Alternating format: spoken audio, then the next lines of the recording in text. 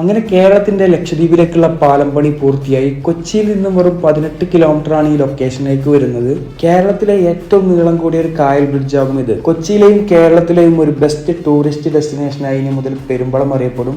ഒരുപാട് കാലത്തെ പെരുമ്പളത്തുകാരുടെ ദുരിതം കൂടിയാണ് ഇവിടെ മാറാൻ പോകുന്നത്. എന്തുകൊണ്ട് ഇവിടെ കേരളത്തിലെ ലക്ഷദ്വീപ് എന്ന് പറയുന്നു? അത് ഇവിടുത്തെ ലാൻഡ്സ്കേപ്പ് കൊണ്ട് തന്നെയാണ്. കേരളത്തിലെ ഏറ്റവും വലിയ ഐലൻഡ് കൂടിയാണ് പെരുമ്പളം. ഓരോ പെരുമ്പളത്തുകാരനും ഓരോ കഥ പറയാനുണ്ട്. ഈ കായൽ വഞ്ചിയിലും ജങ്കാറിലുമായി മുറിച്ചു കടന്നിരുന്ന കാലത്തെക്കുറിച്ച്. ആ ദുരിതത്തിലേക്കാണ് 100 കോടിയുടെ കേരളത്തിലെ ഏറ്റവും വലിയ ഒരു കായൽ ബ്രിഡ്ജിന്റെ പണി ഇപ്പോൾ പൂർത്തിയായിട്ടുള്ളത്. കൊച്ചിയും ആലപ്പുഴയും ഒക്കെ കറങ്ങാൻ വരുന്നവര് ഇനി മുതൽ മസ്റ്റ് ആയിട്ട് വിസിറ്റ് ചെയ്യേണ്ട ഒരു സ്പോട്ടാണ് പെരുമ്പളം.